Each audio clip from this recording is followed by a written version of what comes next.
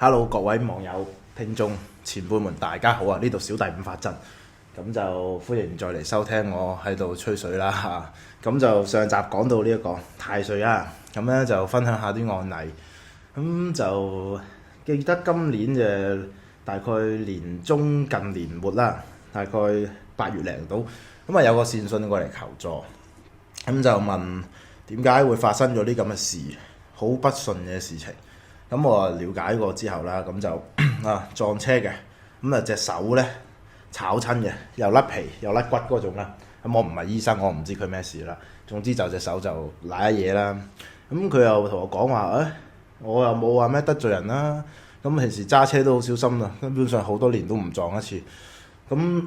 我就睇下，咁有時可能撞車呢啲就咁啱時運低咁嘅辦法啫。咁但係佢又話唔係啊，除咗撞車呢幾個月咧，即刻就好黑仔啊！份工又多是非，跟住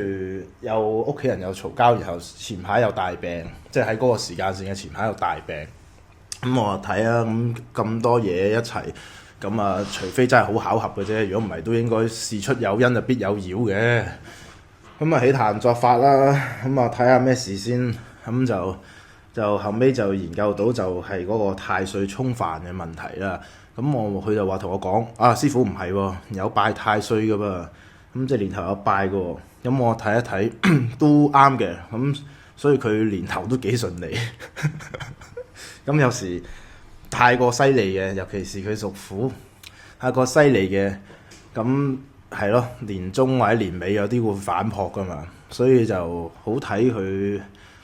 年頭做到幾多嘢咯。咁後尾都會幫佢去再化解，去拜翻，咁個情況好咗好多嘅。因為佢呢個做文職嘅，做文職係啦，咁基本上就唔會話俾人放法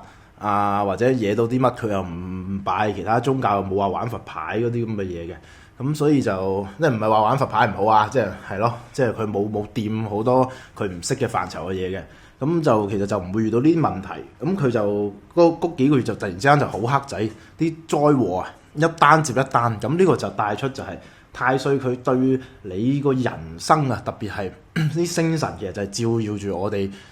嘅人間嘅運作嘅。所以佢如果真係唔掂嘅話咧，佢係好多你估唔到嘅意外，砰一聲就嚟嘅。所以嗰個善信我幫佢係咁以整完之後，都冇乜大問題，而家所有嘢都恢復翻正軌，個病都即刻好翻，係啦，然後即係都好得好快啦，然後好多嘢都順利翻，個單位工作嗰邊都冇事啦。師傅，如果好似你頭先講嘅情況，咁我哋除咗年頭拜太歲之外，咁我哋其他時間仲可唔可以再拜太歲嘅呢？冇問題㗎，你拜佢你冇分時候㗎，只不過我哋傳統民間嘅信仰習俗係習慣年頭一定拜咗太歲先。但係如果你仍然覺得個效果差啲，或者佢嗰種空星嘅力量對你仲係有好大嘅影響，或者有明確嘅影響，都係可以建議再拜一次太歲嚟化解呢啲唔好嘅能量嘅。如果好似咁樣拜法嘅話，咁我哋還神嘅時候咪要還好多嘢咯？還神唔會㗎，我哋都係